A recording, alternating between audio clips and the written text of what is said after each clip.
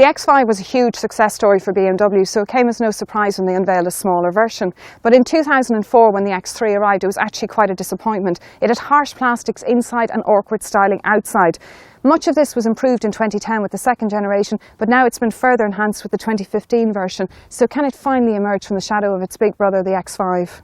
The new changes are not immediately apparent, and you would really need to be very familiar with the previous model to notice them.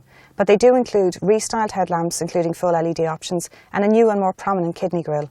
Other subtle retouches include the front and rear bumpers have gained new contours, while the LED indicators are now housed in the new exterior mirrors. The cabin is classy and well finished throughout. Space is very good in the front, and rear passengers won't complain about legroom either. And while it is possible to accommodate 3 in the back, it is more suitable over long journeys for 2. All 3 seats fold down individually, and the boot can swallow 550 litres with the seats up and 1600 litres with the seats folded, which is far better than most rivals. On the road, the X3 feels much more car-like than off-roader, and the high driving position gives great visibility. It's very agile, it's very light, and much more so than the size of it would actually suggest. And even through harsh bends, it's perfectly controlled. Under the bonnet of this car is the new 2-litre 4-cylinder diesel, and it's not only more refined than before, but it's also more powerful and more frugal. It has 190 bhp and 400 newton meters of torque, so this means that it goes from 0 to 100 in just over 8 seconds. Now, fuel consumption is also very good. It's 5 litres per 100, or 56.5 miles per gallon, and CO2 emissions are 137. There's also a new entry-level model, the S-Drive 18D.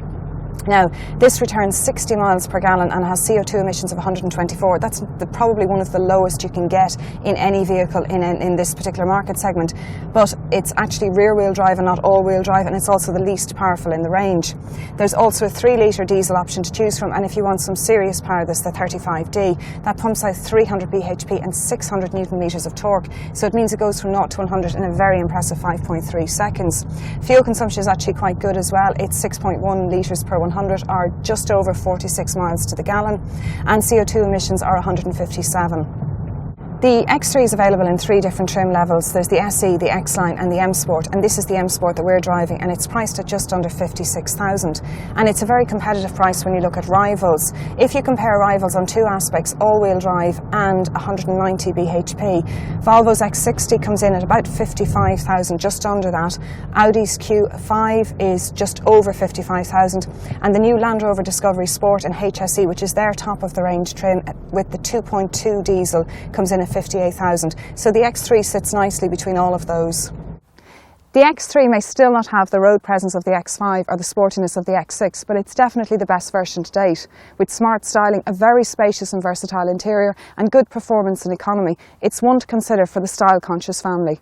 Geraldine Herbert for Independent.ie.